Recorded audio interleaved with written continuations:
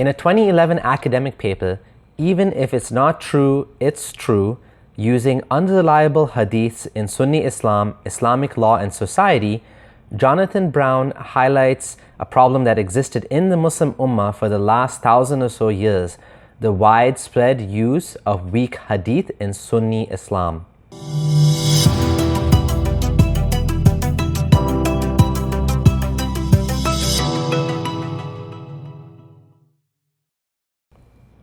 Now, first of all, I don't for a minute believe that we can rely on the hadith corpus. When were the earliest collections compiled? Not for hundreds of years after Muhammad's death.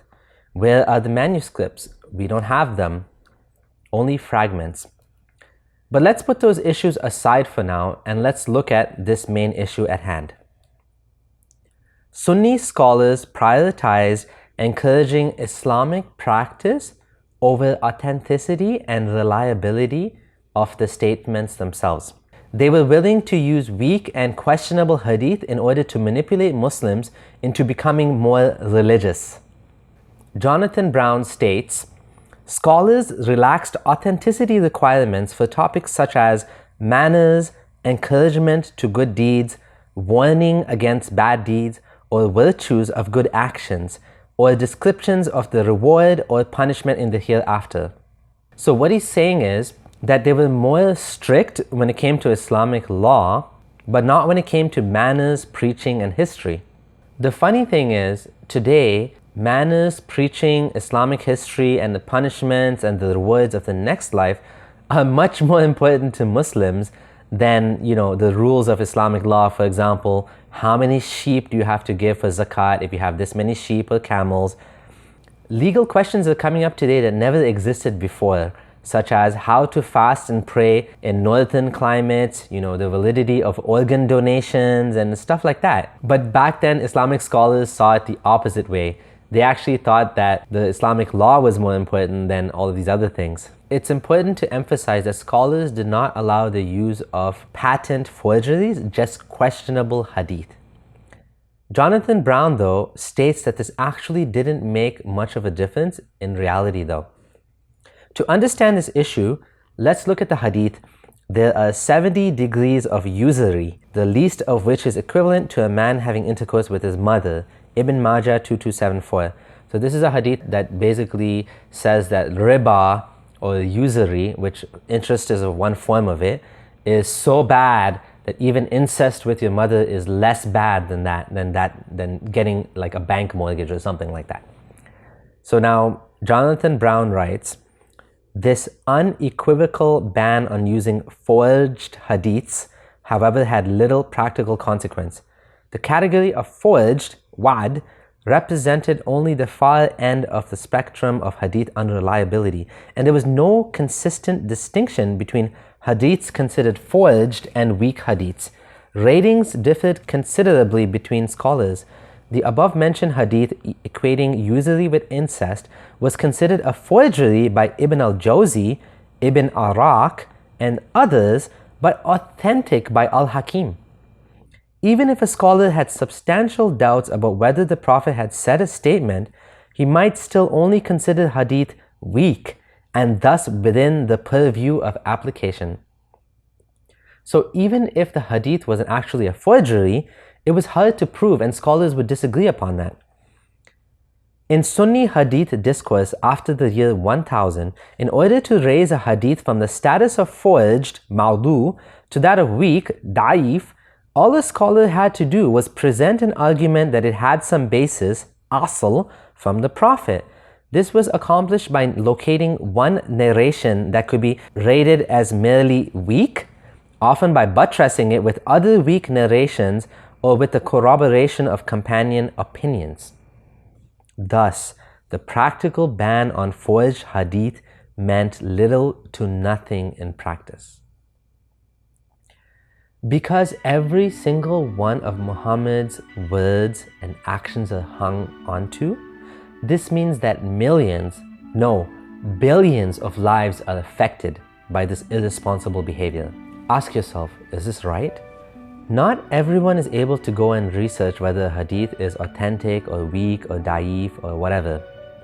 These sayings spread from person to person, from town to villages, until it reaches to the most furthest remote Muslim villages. It's only today that many of these hadith collections have been translated and classified and are placed online for anyone to look up. For most of history, laymen and laywomen had to depend on the scholars in order to identify whether a hadith was reliable or weak. Instead of limiting the damage and stopping weak and fabricated hadith in the tracks, they let the cat out of the bag. It's much harder now to go back and clean up the mess. Ask yourself, does reading Ayatul Kursi really mean an angel will protect you all night? Tirmidhi. How about whoever worships on Laylatul Qadr will get all of their sins forgiven? How about the punishment for touching a woman being worse than getting hit by a nail in your head? Tabrani. Or that riba is worse than incest with one's mother? Ibn Majah. Is there any way to know for sure if Muhammad really said these things? Even if we assume that Muhammad really did speak to Allah, we have a problem. We really don't know if these hadiths can be traced back to him. And that's a big problem. Muslims should consider carefully because they're basing their life on these statements. This is one precious life that you have. Don't you want to make sure that what you're doing is based on something reliable and solid, not hearsay? Mainstream Sunni scholars all the way from Ibn Hanbal, who died in 855, to Ibn al-Salah, who died in 1245, explicitly allowed using unreliable hadith if it wasn't on the topic of dogma or an unquestionable forgery.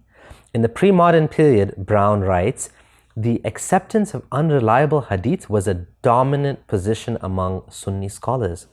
Ahl al-Hadith scholars like Ibn al-Hanbal and Abu Dawud accepted hadiths with lackluster isnads, chains of narration, because the reports either had other isnads bolstering them, were backed up by the accepted practice of respected jurists, or because there was no other textual evidence on that legal issue. So basically, if a practice was already agreed upon, or there was no other hadith regarding it, they allowed the use of that weak hadith. In regard to material that didn't even have chains of narration, scholars were happy to accept these reports to fill in the gaps. Jonathan Brown writes, Muslim hadith critics were thus consciously lax in sifting through these reports, eager to preserve any material that was not of great consequence, but still might be useful in providing details or filling in interpretive gaps. Brown states, by the 9th century, however, a near consensus had emerged among Ahl al-Hadith scholars that even hadith with weak chains and no buttressing could be used as long as they do not directly concern legal rulings. So basically, scholars in the 9th century were okay with using weak hadith as long as it wasn't for an actual Islamic ruling, such as how many fasts do I have to make up if I missed a fast, or I can't fast for this reason, or whatever. Al-Tirmidhi himself admitted that in his collection there's a lack of corroboration on these topics. Virtues of early Muslims, 52%. Du'as or invocations, 50%. The chapter of apocalyptic trials, signs of the Day of Judgment or whatever, 35%. Manners, 27%.